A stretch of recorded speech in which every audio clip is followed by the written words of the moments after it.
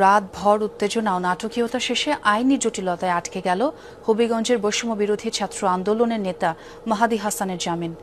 শনিবার সন্ধ্যায় শহরের শায়েস্তানগর এলাকা থেকে তাকে আটক করা হয়।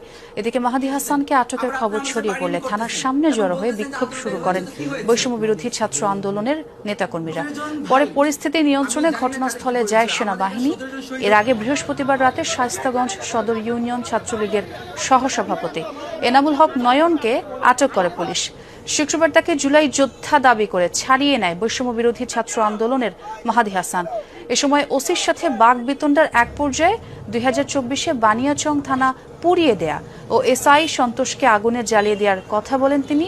এই ঘটনায় শনিবার দুপুরে মাহাদিকে কারণ দর্শানো নোটিশ দেয় বৈষম্য বিরোধী ছাত্র আন্দোলন কেন্দ্রীয় কমিটি।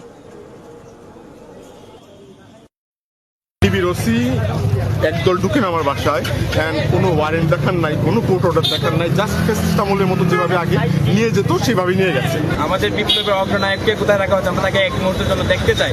প্রশাসন আমাদেরকে দেখতেও দিন এবং এটাও বলেনি যে তাকে আদৌ কি এই থানার ভিতরেই রাখা হয়েছে নাকি টিভি দ্বারা কোথাও গুম করার চেষ্টা চালিয়েছে। শুনলাম মাহাদিকে নিয়ে আসছে জিজ্ঞাসাবাদের জন্য, কিসের জন্য নিয়ে আসলো সেটা বুঝতে পারি নাই।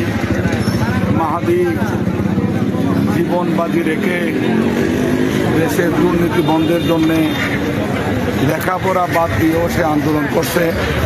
একাধিক গুলির আঘাত তার দেহের মধ্যে রয়েছে।